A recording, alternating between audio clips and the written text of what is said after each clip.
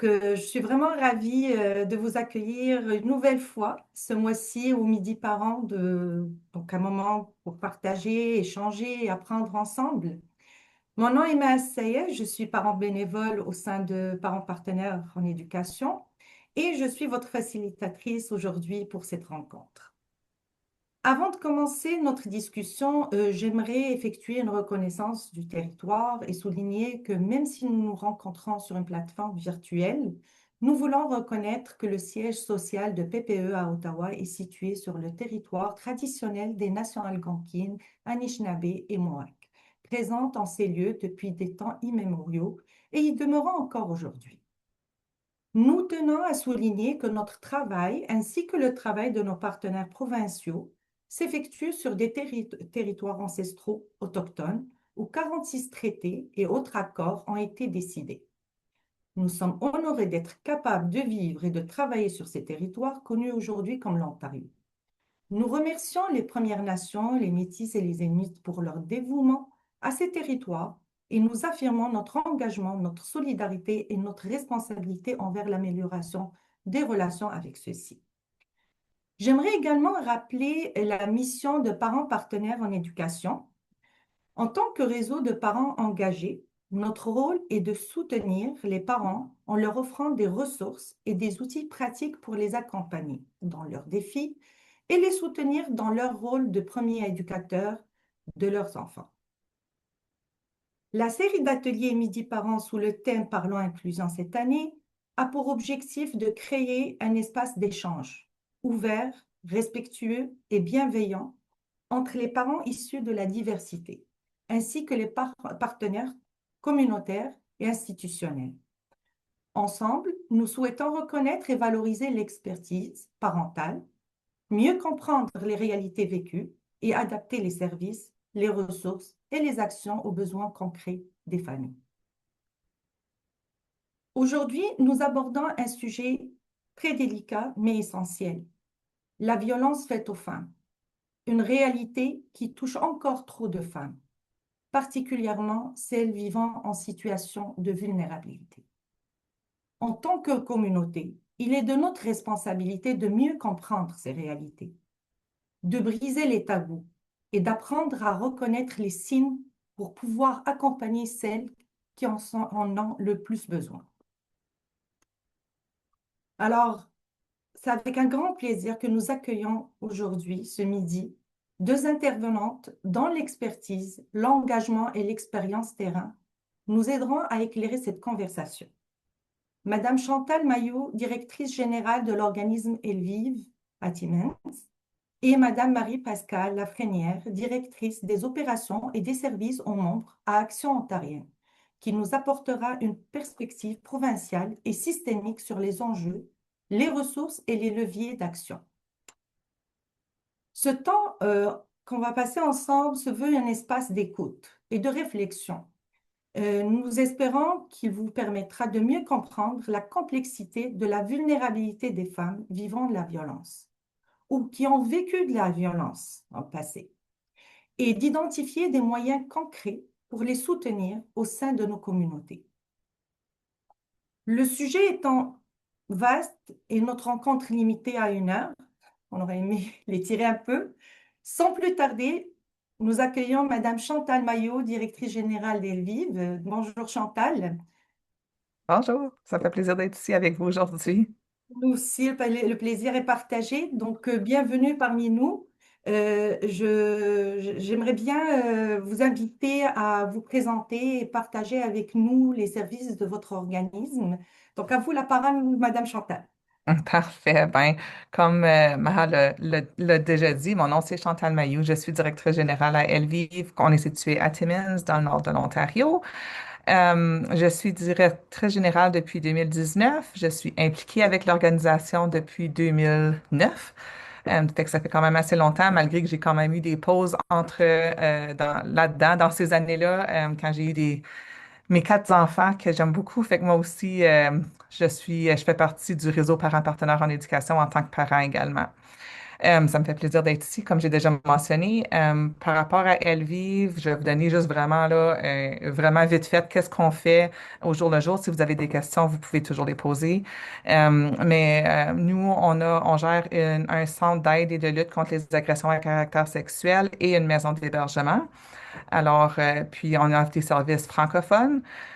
Euh, Dans nos services, on a du counseling pour les femmes qui sont soit à risque de vivre la violence, pour celles qui ont vécu de la violence, que ce soit de la violence conjugale, de la violence à caractère sexuel ou n'importe quoi entre ça. Ça peut être tu sais, du harcèlement, ça peut être juste tu sais, comme même tu sais, quelqu'un qui a des difficultés avec son estime de soi, avec mettre des limites ou quoi que ce soit. On a des intervenantes qui peuvent soutenir avec ça.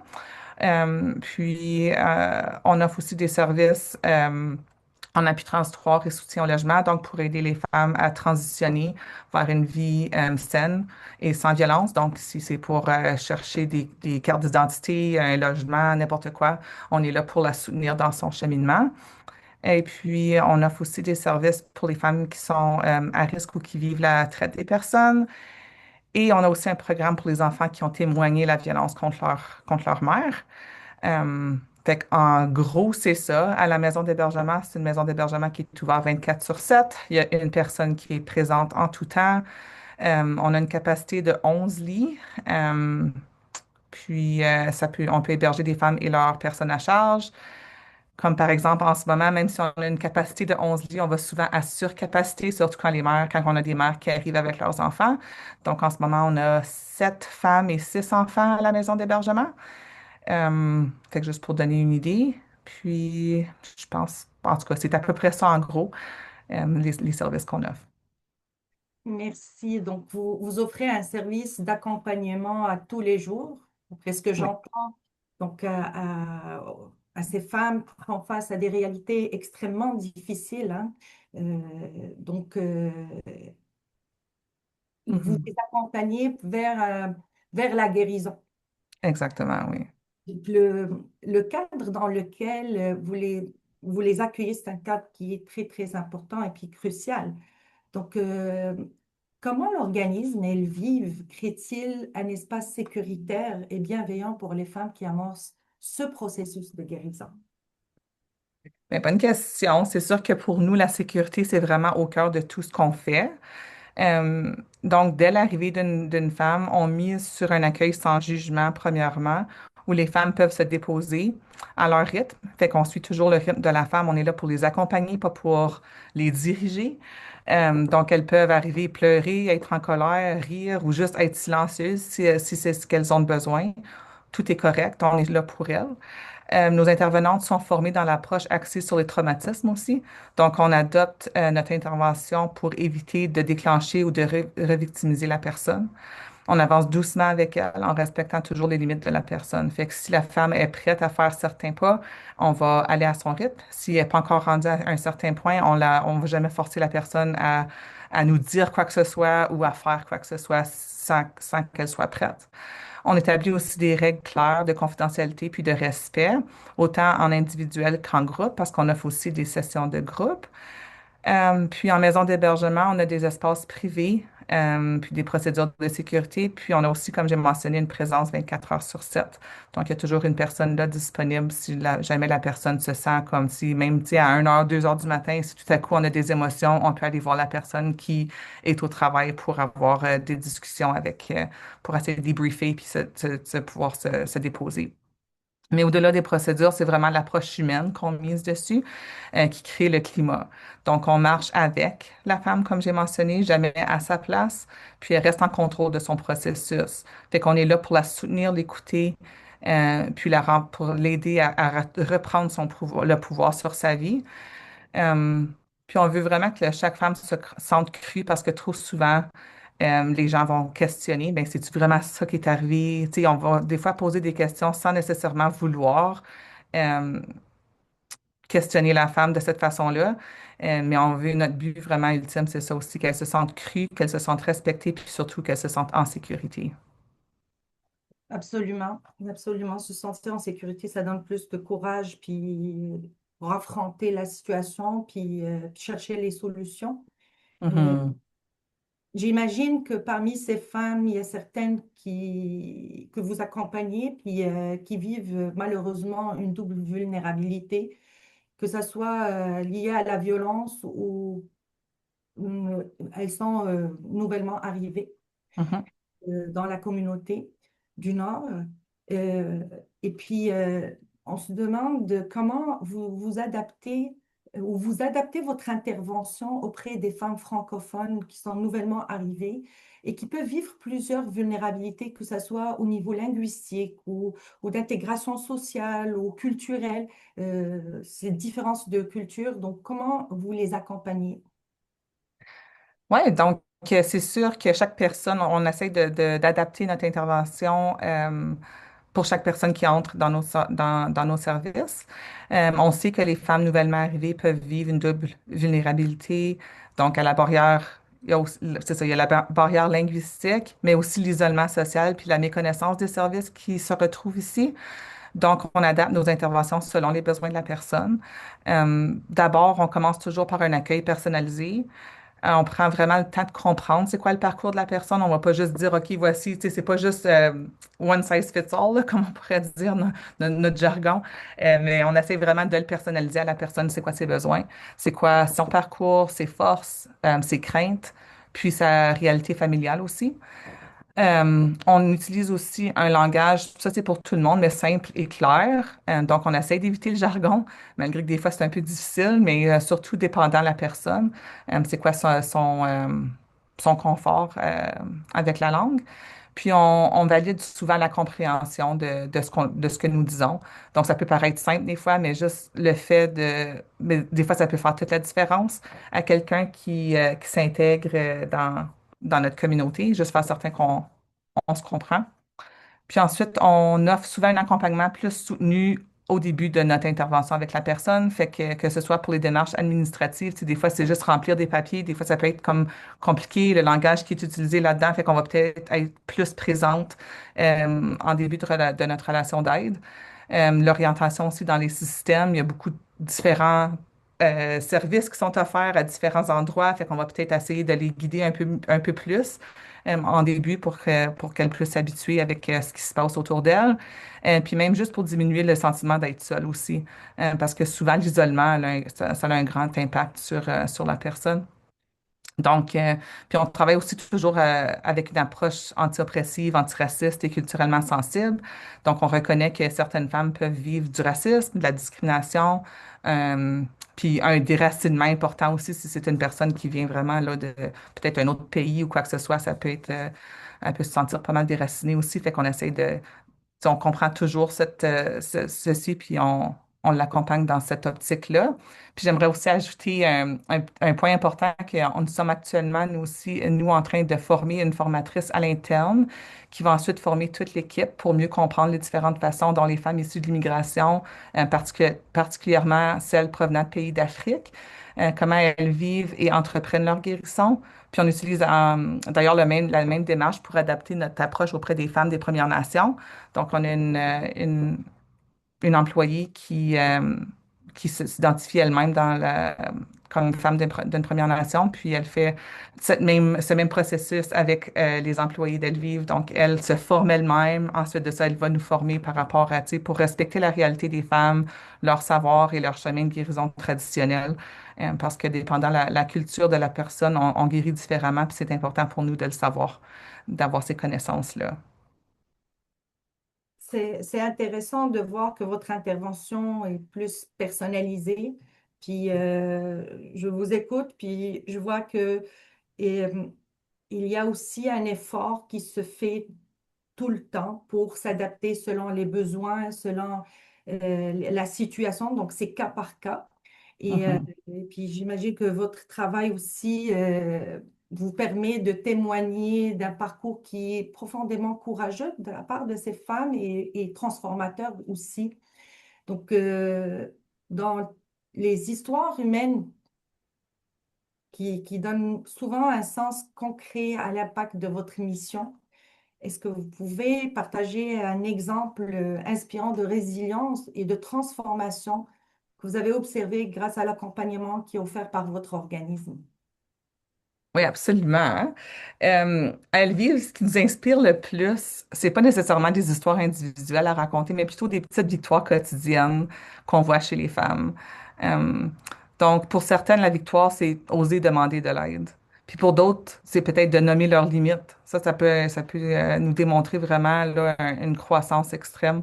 Reprendre confiance en elle ou même respirer un peu mieux après une période difficile. Fait qu'on essaie, on célèbre tous ces petits moments-là. Parce que pour certaines, ça peut avoir l'air petit, mais pour plusieurs, c'est des gros pas, des grands pas. Des fois, c'est une femme qui nous dit, je me sens enfin comprise ou j'ai réussi à avoir une bonne nuit de sommeil. Ça, c'est comme, on a gagné, là, tu sais, on a fait quelque chose de bien.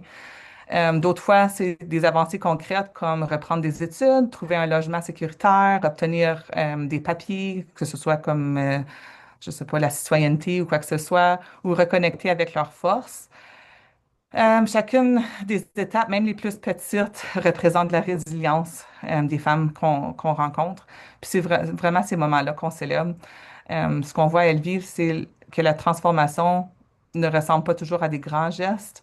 Elle ressemble à une accumulation de petits pas courageux. Puis c'est ce qu'on encourage les femmes à se concentrer parce que des fois, quand on regarde à où est-ce que je veux me rendre puis où est-ce que je suis en ce moment, ça a l'air vraiment énorme. Mais quand on peut se rendre un petit pas à la fois, c'est là que tu vois, hey, regarde où est-ce que tu as commencé. Puis oui, peut-être que tu n'es pas encore rendu là, mais comme tu es rendu pas mal proche, tu t'es quand même, tu sais, comme tu as beaucoup avancé dans ton cheminement. Puis c'est ça qu'on essaie de célébrer avec elle. C'est vraiment intéressant parce qu'on voit votre intervention à différents paliers. Donc, c'est vraiment pertinent que les femmes sachent qu'il y a de l'aide qui peut être offerte, qu'il y a de l'accompagnement qui, qui est présent. Puis, il ne faut pas hésiter de demander de l'aide, tout simplement. Mhm, Merci mhm. beaucoup, Chantal, pour votre intervention. Euh, Sans tarder, j'aimerais passer à Madame Marie-Pascale Lafrenière, qui est directrice des opérations et des services aux membres pour Action ontarienne, à se présenter également, puis à nous parler de l'organisme Action ontarienne. À vous la parole, Madame Marie-Pascale. Merci beaucoup, Mara. Merci de m'avoir invitée aujourd'hui. Donc, mon nom, c'est Marie-Pascale. J'utilise le pronom elle, puis je suis la directrice des opérations et des services aux membres chez Action ontarienne contre la violence faite aux femmes.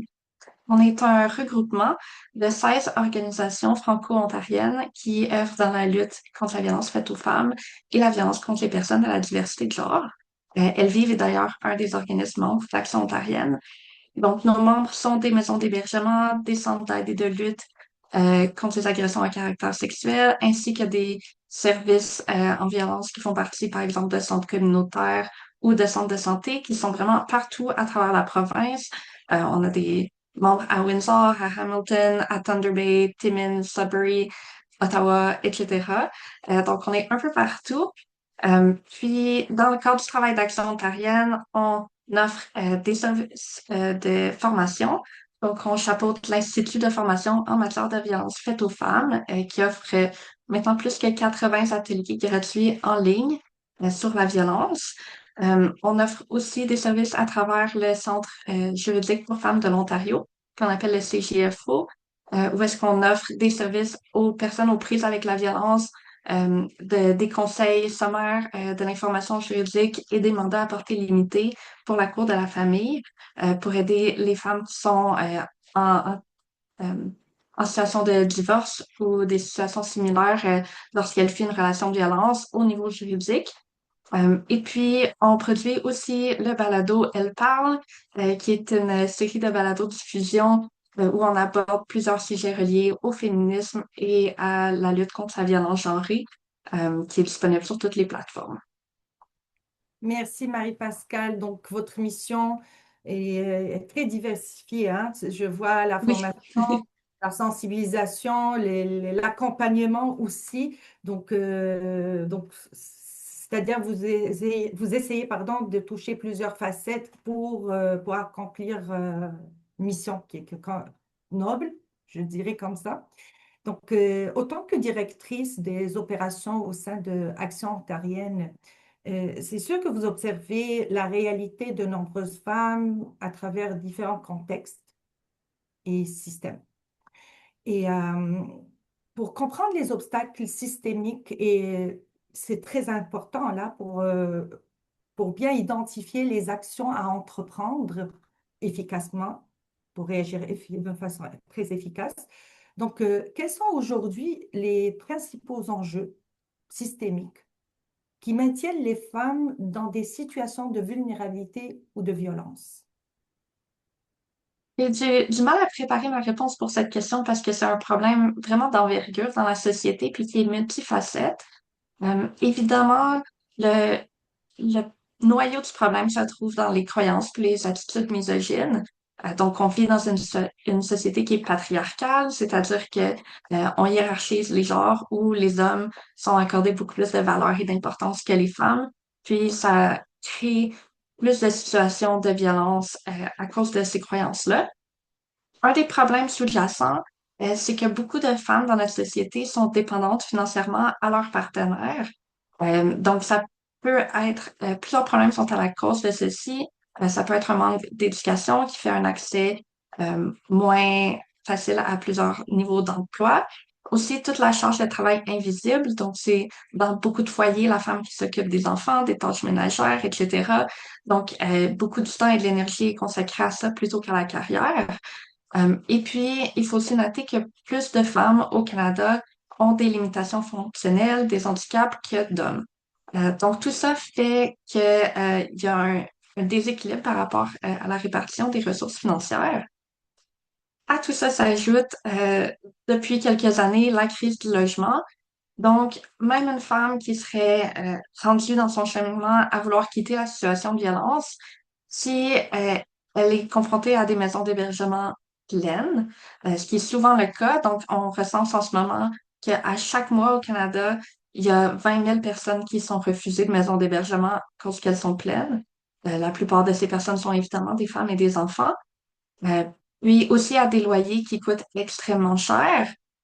C'est presque impossible de quitter la situation de violence et donc elles se retrouvent dans cette situation où elles doivent choisir de rester avec le partenaire violent, de se retrouver à la rue ou de se trouver une gang de colocs avec qui vivre parce qu'un loyer seul est inatteignable, surtout si elles subissaient de la violence économique ou si leur traumatisme ou leur situation de violence les empêchait de maintenir un emploi. Euh, J'aimerais aussi mentionner que un des facteurs qui contribuent à la violence en ce moment au Canada, c'est le génocide des personnes autochtones. Donc, ça fait des centaines d'années qu'il y a de la violence et de la discrimination envers les communautés autochtones, ce qui les laisse avec beaucoup de traumatismes intergénérationnels, puis qui les rend peu équipés pour entretenir des relations saines, en plus de subir de la violence raciste au niveau interpersonnel. Cela fait en sorte que les femmes autochtones sont donc beaucoup plus à risque de vivre la violence basée sur le genre. Puis elles sont largement surreprésentées parmi les victimes de féminicide puis de disparition. Je voudrais aussi mentionner la précarité liée au statut d'immigration.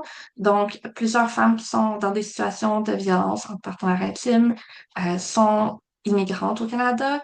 Et puis, par peur de perdre leur statut, leur droit d'être au Canada ou de perdre leur statut si elles dénoncent la violence, elles vont rester dans la situation.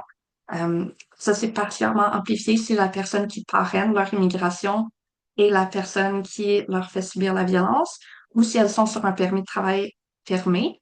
Il y a des mesures qui existent pour adresser ces enjeux-là, mais c'est des mesures qui sont quand même complexes, difficiles d'accès, surtout pour quelqu'un qui vit une situation de violence ou quelqu'un pour qui le français et l'anglais sont pour les premières langues. C'est difficile de comprendre les, euh, les étapes à suivre et les formulaires à remplir et tout ça. Finalement, j'aimerais mentionner aussi, particulièrement en Ontario, la précarité qui est liée à la situation de minorité linguistique. Donc, en ce moment, en Ontario, il y a seulement 5 maisons d'hébergement qui sont 100% francophones. Les autres services sont peu ou pas disponibles en français. Quand je pense, par exemple, aux services en santé mentale, en toxicomanie, etc., c'est pas accessible dans toutes les régions. Puis ces services-là sont pour la plupart débordés. Donc, ça rend ça vraiment difficile pour des personnes qui sont pas anglophones d'accéder aux services pour les aider à se sortir de cette situation-là. Et puis, on ajoute à tout ça, bien sûr, toutes les autres formes de discrimination qui qui perdurent, comme le racisme, la transphobie, le capacitisme, etc. Donc, c'est beaucoup plus complexe qu'on peut l'imaginer. Euh, il y a plusieurs facteurs qui peuvent contribuer à ces situations, que ce soit des facteurs sociaux liés à l'immigration, liés à un choc au niveau de la société, linguistique, ethnique, aussi des facteurs financiers qui perturbe tout un équilibre au sein de la famille aussi. C'est vraiment plus complexe qu'on peut l'imaginer. Et ces réalités-là, probablement que elles peuvent rester invisibles pour certains pour intervenir ou bien qui sont mal comprises aussi par les politiques publiques, ce qui peut compliquer l'accès aux ressources, l'accès à de l'aide qui est adaptée selon la situation aussi et particulièrement pour les femmes francophones. Donc, dans votre accompagnement, Marie-Pascale, quels besoins essentiels pour ces femmes restent encore trop peu compris ou pris en compte par les politiques publiques?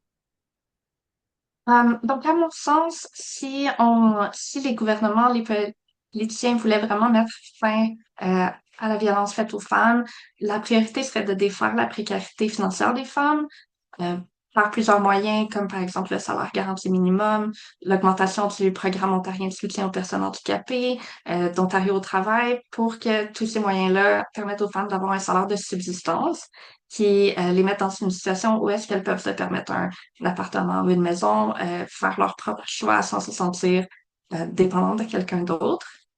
Il faudrait aussi investir, bien sûr, dans un accompagnement à toutes les étapes. Donc, il y a des services qui soient disponibles avant d'avoir quitté la relation, des maisons d'hébergement de première et de deuxième étape, puis des soins continus en santé mentale pour pouvoir travailler à travers ces traumatismes. Mon rêve est qu'il y aurait aussi un continuum de services adaptés à la diversité des besoins des survivantes. Donc, par exemple, des ateliers, des services en matière de littératie financière, en matière de recherche d'emploi, de retour aux études, qu'il y ait des soins pour les enfants ou les autres personnes à charge qui soient disponibles, qu'il y ait aussi un hébergement ou des soins pour les animaux pendant la transition. On peut penser, par exemple, aux chats, aux chiens, aux oiseaux, mais on peut aussi penser à une personne qui travaillerait sur une ferme puis qui s'en fait pour le bien-être de ses vaches si elle décide d'aller en maison d'hébergement. On peut aussi imaginer un monde où est-ce qu'il y aurait des traitements adaptés pour la dépendance à l'alcool et aux drogues, des soins adaptés aussi à la religion, et à la spiritualité de chacune, puis des supports communautaires qui seraient spécifiques pour diverses communautés, soit pour les diasporas qui sont présentes au Canada, les communautés de LGBTQIA+, etc. Dans mon rêve, il y aurait tous ces services-là, toutes ces options seraient bien sûr accessibles, que ce soit aux personnes de diverses limitations physiques ou cognitives, aux personnes de diverses corpulences, selon leur langue, particulièrement pour les personnes francophones ou qui parlent des langues autochtones, mais aussi des services d'interprétation, de traduction pour les personnes qui sont allophones. Et puis, une des grandes barrières que j'aimerais qu'il soit défaite, c'est aussi le besoin de se déplacer, le transport. Beaucoup de personnes se retrouvent à une distance assez importante des services, donc d'avoir des moyens de pallier à cet obstacle-là, ce serait idéal. Juste pour vous dire, vous avez le droit de rêver. Oui, Et puis, votre rêve, vous êtes en train de le concrétiser, je crois, inconsciemment. Juste être ici parmi nous aujourd'hui, c'est une initiative pour que les gens puissent vous écouter, et puis faire nourrir une de vos idées ou plusieurs idées à la fois. Donc, c'est intéressant ce que vous dites parce que ce que j'ai entendu, c'est des interventions ou des services idéalement qu'on pourrait offrir à différents moments de la situation. Et puis, c'est ça. Donc, il y a aussi ce que j'entends, c'est la prévention, donc mieux prévenir que guérir, comme on dit là. Donc, au-delà de l'action individuelle, la prévention Et le changement durable nécessite souvent des réponses collectives et une coordination au sein des communautés. Ensemble, hein, c'est mieux qu'être seul. Hein. Alors, d'après vous, quelles stratégies collectives ont démontré leur efficacité pour prévenir la violence et favoriser un changement des mentalités? Euh, eh ben, tu l'as nommé d'abord, la prévention, pour moi, c'est la clé. De commencer l'éducation et la sensibilisation dès la petite enfance pour prévenir la violence, c'est essentiel. Donc, ça commence bien sûr par apprendre à connaître les bons mots pour les parties du corps, apprendre à exprimer son consentement et respecter celui des autres, respecter et valoriser les personnes de tous les genres, déconstruire les stéréotypes de genre, puis bâtir l'estime de soi et l'affirmation de tous les enfants puis vraiment d'être dans cette mentalité que personne mérite de subir de la violence. Je pense aussi à un niveau, pour les quelques personnes qui nous écoutent, de commencer par s'informer sur les relations saines, puis utiliser toute opportunité d'adresser les comportements malsains. Je pense que c'est très important d'utiliser plein de teaching moments, d'agir comme par exemple aussi, puis de apprendre à nos enfants, à nos jeunes à différencier les relations saines des relations malsaines, même quand les signes sont subtils. Je pense aussi pour les parents que c'est important de créer un environnement sans secret et propice au dévoilement. Une chose qui est importante à savoir, c'est que les enfants peuvent, consciemment ou non, tester des plus petits dévoilements pour tester votre réaction avant de dévoiler quelque chose de plus grave. Donc, d'écouter nos enfants, de traiter ce qu'ils disent avec sérieux, puis avec l'attention que ça mérite, c'est très important. Et puis, pour les parents d'ados, d'être réalistes par rapport à leur réalité, puis d'avoir des conversations franches. De pas prétendre que nos ados sont l'exception à la règle, qu'ils sont parfaits, qu'il n'y a jamais rien qui va leur arriver, mais vraiment de leur donner les outils de se débrouiller dans une variété de diverses situations, puis faire tout ce qui est en notre pouvoir pour les rendre à l'aise de venir vers nous s'ils ont besoin d'aide. Merci. Vous faites un appel et un rappel à l'éducation de nos enfants. Donc, on commence par l'éducation pour avoir plus une vision à long terme quand ils vont grandir et tout. Donc, ils vont assimiler, ils vont absorber les bonnes façons de vivre collectivement. Puis aussi, vous faites un appel à la communication, au partage, à l'écoute. Donc c'est ça. Donc, ce qui fait que c'est une façon de sensibiliser autour de nous. Donc, merci beaucoup, Marie-Pascale. Mais j'aurais une question à nos deux intervenantes. Alors, maintenant que nous avons exploré ensemble à la fois le point de vue sur le terrain et les enjeux systémiques, nous aimerions entendre vos perspectives sur le rôle concret que chacun d'entre nous, autant que communauté, scolaire ou parentale, qu'on peut jouer pour soutenir les femmes dans leur entourage. Qui veut commencer? Chantal? Chantal, veux-tu commencer? Je peux commencer. On va laisser Euh, Pascal se reposer un peu. oui, c'est ça. Prends un petit respire. C'est sûr que, tu sais, des fois, on se demande qu'est-ce qu'on peut bien faire, comme j'ai pas beaucoup de pouvoir dans des situations comme ça. Puis, comme j'ai mentionné tantôt, même pour les personnes de l'entourage, c'est peut-être juste des petits pas qui peuvent faire toute la différence. Donc, comme Marie-Pascale a mentionné, de normaliser des conversations sur les relations saines, sur les limites, sur le consentement, sur le respect, toutes ces choses-là, avec les jeunes, mais aussi avec notre entourage. Donc, si moi, je me retrouve à avoir un café avec des amis ou quoi que ce soit, puis mes enfants sont autour de moi, puis si on a des conversations par rapport à ces choses-là, les enfants l'entendent, puis ils savent. Puis si on normalise ça autour de nous, ça l'aide aussi les enfants à avoir le langage, puis à avoir le réflexe d'y penser.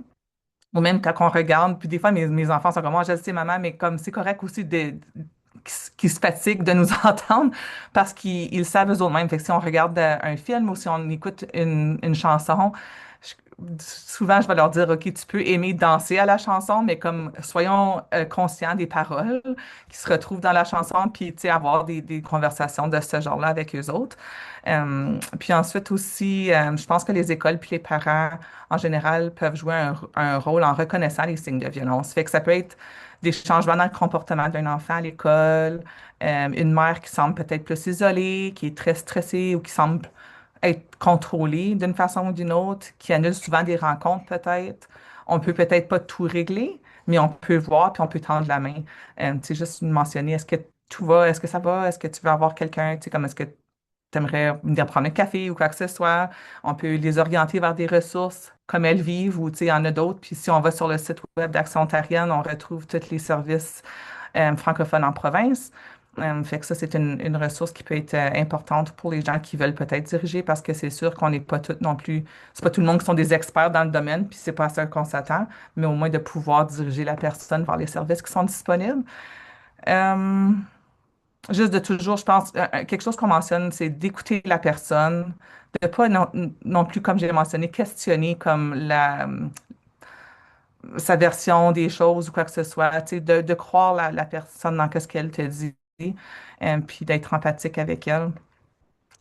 Euh, je pense que c'est ça, là. C'est si on peut juste des fois tendre la main, inviter une personne à venir, ah, ça te tente-tu, on va se rencontrer une couple de mamans avec nos enfants, puis tu sais, d'essayer de briser l'isolement, puis d'être là pour la personne, ça peut faire toute la différence. Marie-Pascale, je te laisse à compléter. Oui, Peut-être ajouter que si c'est une personne de votre entourage qui vient vous confier une situation de violence, que euh, ça peut être important de pas, même si la personne est très honnête par rapport à ce qui se passe dans sa vie, de pas la pousser à quitter, de pas la faire sentir mal, de vraiment respecter son rythme puis respecter ses choix. Euh, Aussi de jamais aller confronter le ou la partenaire violent. Même si vous pouvez sentir la colère puis tout ça, souvent les survivantes de violence vont avoir des sentiments un peu complexes par rapport à leur partenaire qui leur cause du tort. Donc de pas exprimer de colère ou aller les confronter parce que ça peut avoir comme effet inverse de faire escalader la violence plutôt. Je dirais plutôt de lui offrir de rendre service. Donc, par exemple, vous pouvez lui offrir de garder des copies de documents importants chez vous, offrir d'héberger les animaux de compagnie ou les enfants ont besoin, ou même d'être une place où venir se réfugier quand le besoin se manifeste. Et puis, le plus important, de vraiment garder le lien avec cette personne. Souvent, les agresseurs vont faire exprès d'isoler leur victime de dire comme ah ben je devrais pas voir Chantal parce qu'elle m'aime pas, elle est méchante, bla bla bla, elle veut pas ton bien, vraiment isoler la victime de ses parents, de ses amis, etc.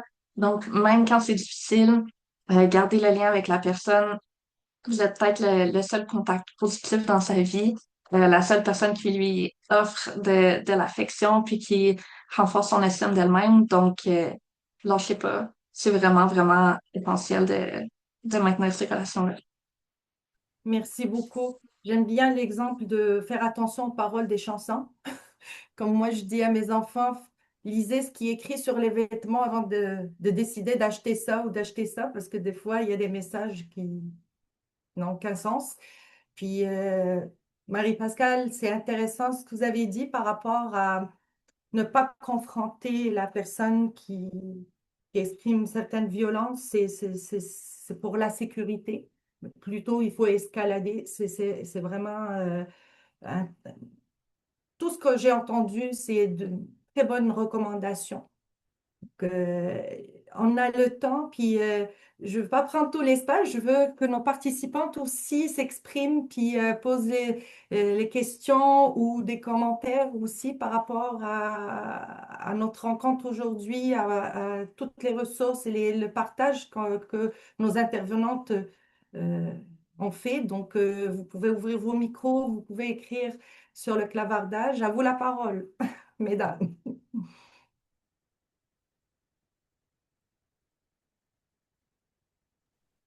J'ai pas vraiment de question. C'est plus un commentaire. Puis, c'est ça. Je veux juste remercier Chantal, Marie-Pascale pour ces beaux partages. étant aussi résidente dans la même communauté que toi, Chantal, j'entends ce que tu dis et j'écho ce que tu dis aussi. Mais Marie-Pascale, j'apprécie aussi tu sais, toutes les super belles ressources. Je pense on peut tous bénéficier du contenu qui est disponible et gratuit sur le site web de l'Action ontarienne. Il y a des belles campagnes de sensibilisation, etc. là. Donc, si vous n'avez pas eu la chance de naviguer sur le site web, et puis peut-être si on a quelques minutes, s'il y en a qui sont intéressés, là, peut-être qu'on pourrait faire un partage d'écran et démontrer s'il y a quelqu'un qui a un intérêt là-dedans, là. Mais c'est ça, c'est plus un commentaire qu'une question. Mais merci pour votre belle ouverture aujourd'hui. Merci, Julie. Il y a d'autres commentaires, des questions? Moi non plus, c'est pas une question que j'ai, mais sur le site d'Action ontarienne, je suis souvent les balados qui sont diffusés. Est-ce que tu pourrais nous en dire un peu plus là-dessus, Marie-Pascale, sur les balados qui sont diffusés, les thématiques Oui, qui sont bien sûr. abordées? Hmm. Notre série Balado a présentement 3 saisons qui sont en ligne. La quatrième est en ce moment en train d'être enregistrée. Donc, ces balados sont animés par Karen Ouassé, puis à chaque mois, elle reçoit une différente invitée qui est impliquée dans le secteur pour parler de divers sujets qui sont reliés aux femmes survivantes de violences basées sur le genre, vraiment de près ou de loin. Donc, on a certains balados qui sont, par exemple, sur la violence judiciaire, sur la violence entre partenaires de même sexe. On a d'autres balados qui sont un peu moins spécifiques à la violence, comme par exemple le féminisme trans ou le racisme dans la relation d'aide. C'est vraiment une grande diversité de sujets. Et puis, on continue d'en produire constamment. Donc, la saison 4 va commencer à être diffusée probablement à partir du mois de mai, avec un épisode qui sort à tous les mois. Merci, Marie-Pascale. Donc, pour les curieux et les curieuses, vous pouvez aller sur le site de l'Action ontarienne et puis naviguer un peu, vous allez découvrir les balados. Donc, si à nos Puis, intervenants, si vous avez quelque chose à ajouter, ne vous gênez pas. je vais juste ajouter que nos balados sont disponibles sur Spotify, Apple Podcasts et YouTube. Merci pour la précision.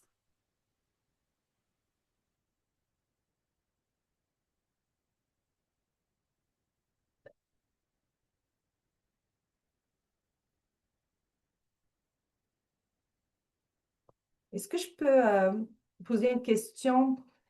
Euh, comment les femmes peuvent, quels sont les moyens pour qu'elles sachent comment vous contacter? Donc, comment vous retrouver? Je peux peut-être aller pour nous, là, en tant qu'organisation, vraiment plus sur le terrain avec les femmes. On essaie d'être assez visible. On est sur les médias sociaux. Tu sais, je veux dire, on essaie des fois dans notre communauté là, faire des annonces à la radio. Tu sais, on essaie de rejoindre les personnes d'une façon ou d'une autre. On fait souvent des kiosques s'il y a des événements en communauté. Donc, de cette façon-là, on est quand même assez visible. Puis, en faisant des activités comme ça ici ou en allant faire des activités de sensibilisation, en distribuant des pamphlets ici et là dans des bureaux de médecins ou quoi que ce soit, là, tu sais, on en a un peu partout. Ça permet d'être assez visible. Puis je trouve que souvent, c'est des recherches Internet aussi. La plupart des personnes maintenant vont aller vérifier, vont aller voir, OK, je suis en train de vivre certaines choses, puis là, il y a des choses qui vont arriver sur Internet. Fait que souvent, c'est de cette façon-là que les femmes vont nous trouver. Mais c'est un peu partout, là. On essaye de se trouver des façons, diverses façons de pouvoir rejoindre les personnes. Et puis, vous êtes ouvert l'organisme est ouvert à recevoir les femmes, même si elles sont plus loin que votre territoire proche, là. Ouais, fait que, mais nous, on dessert quand même un grand territoire, donc notre district est comme, puis moi, je calcule pas 100 kilomètres, là, je calcule ça en heures que ça me prend pour me rendre d'un bout à l'autre, là. Mais pour me rendre jusqu'à Hearst, on va dire, ça me prend comme environ 3 heures. Puis ensuite, de là à l'autre bout, c'est encore un autre comme 3, 4 heures, fait que c'est quand même long, là, comme on a quand même un gros territoire. Mais même si une femme nous appelle, puis elle vient d'une autre région, euh, on va quand même essayer de la soutenir puis d'aller voir justement là, sur le site d'Action Ontarienne pour voir quel est l'endroit le plus proche pour elle.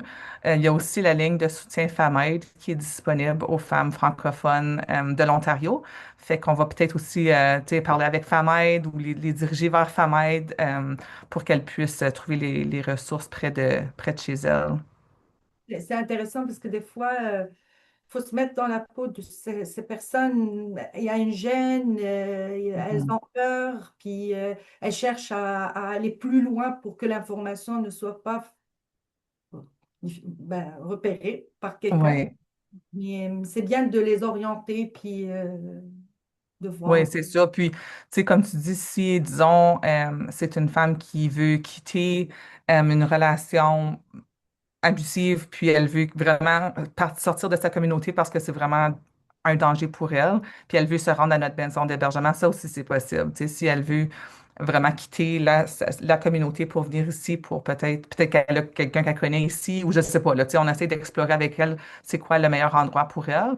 Mais ça, c'est des possibilités aussi, tu sais, comme il y a tellement de différentes options, différentes situations, fait qu'on essaie vraiment de travailler avec elle, puis comme tu dis, de juste faire l'appel, c'est difficile là, de prendre ton téléphone puis de vraiment appeler. Fait qu'on va s'assurer dès la première fois qu'elle appelle qu'on puisse au moins lui donner quelque chose, pas juste dire non, excuse, c'est pas à nous que tu sais comme que tu devrais demander de l'aide puis juste donner un numéro de téléphone, mais on essaie vraiment de, de Les rassurer. l'entourer avec notre soutien, là, tu sais.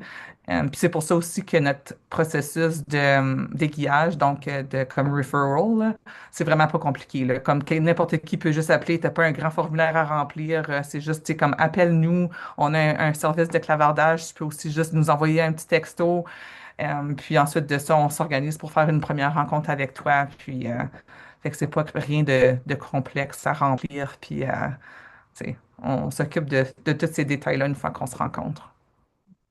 Merci beaucoup. Est-ce que Marie-Pascale a quelque chose à ajouter? Je peux ajouter pour une personne qui pourrait peut-être nous écoute puis serait intéressée de savoir les services qui sont dans sa région. Oui, c'est possible de les trouver sur le site web d'Action ontarienne. On classifie par différentes régions de l'Ontario. C'est aussi possible de trouver ces ressources sur une plateforme qui s'appelle Mulberry, qui a été mise en place par le Ontario Association of Interval and Transition Houses, qui est ce site web recense tous les services en Ontario en français, en anglais et dans d'autres langues. Et puis, c'est possible de choisir la langue. C'est traduit avec Google Translation, donc dans les autres langues que l'anglais, c'est un peu spécial. Euh, mais c'est un plus gros registre que le nôtre. Puis, je voudrais préciser que sur tous ces sites web-là, qu'on a mentionné, incluant celui de FAMED que Chantal a mentionné plus tôt, il y a un bouton sortir immédiatement. Donc, si vous voulez pas vous faire attraper, que quelqu'un vous voit, c'est facile de rapidement quitter. Puis, il y a aussi des instructions sur comment euh, enlever le site web de votre historique de recherche. Donc, il y a vraiment des mesures de sécurité puis des conseils sont mis en place pour que vous vous sentez le plus à l'aise possible de visiter ces sites web sans peur. Merci beaucoup pour ces précisions-là, technologiques. Vraiment, c'est rassurant parce que souvent on dit oui, tout reste sur Internet et tout ça, mais s'il y a c'est des mesures, donc c'est de la prévention, hein, on retourne au point de la prévention. Euh, Est-ce qu'il y a quelqu'un qui a une petite question, un commentaire?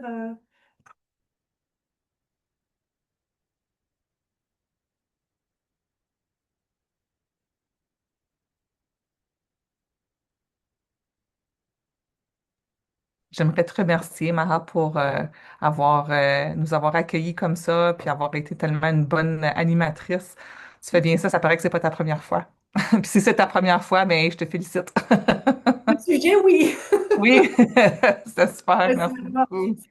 Puis je suis contente de le faire parce que oui, on entend dans les médias sociaux, on, on a de l'empathie, même Mhm, si on n'en parle pas, mais de loin, juste en écoutant, j'ai de l'empathie envers ces femmes-là, mais je suis très contente de partager avec vous cette rencontre.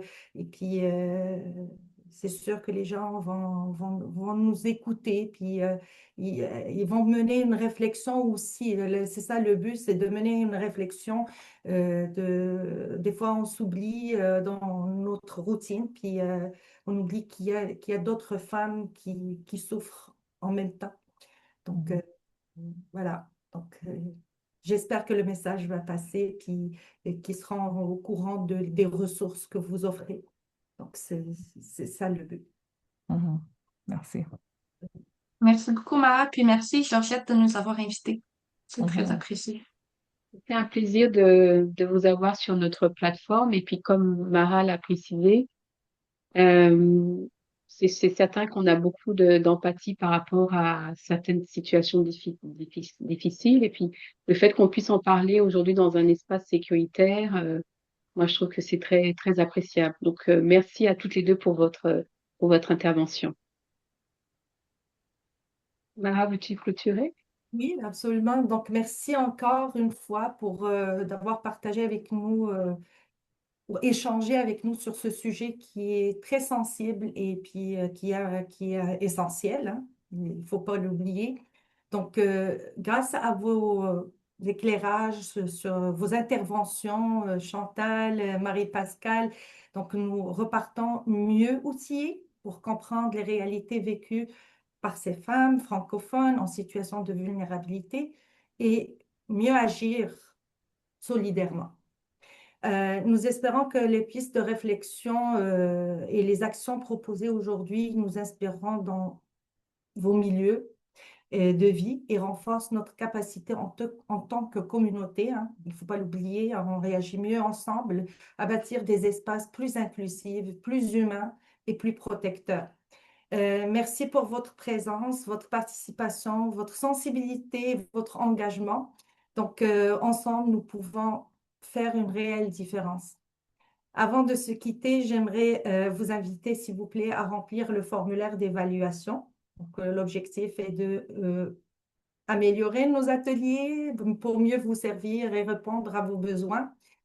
Euh, et c'est avec un grand plaisir que je vous donne un autre rendez-vous le mois prochain, le 13 janvier, pour un nouveau thème, c'est soutenir nos enfants face au racisme à l'école. C'est un sujet que je suis sûre et certaine que tous les parents, pas mal de parents le vivent, puis essaient de trouver les moyens pour mieux orienter leurs enfants. Donc, ne ratez pas de le rendez-vous. Alors, ça sera une opportunité pour tout le monde pour s'outiller. Et aussi, euh, j'aimerais vous remercier encore pour votre engagement et votre présence. Et puis, je vous souhaite une très belle fin d'année. Profitez des vacances en famille. Et puis, tout le temps, ensemble, transformons chaque défi en opportunité de croissance. Merci à toutes et bonne fin de journée.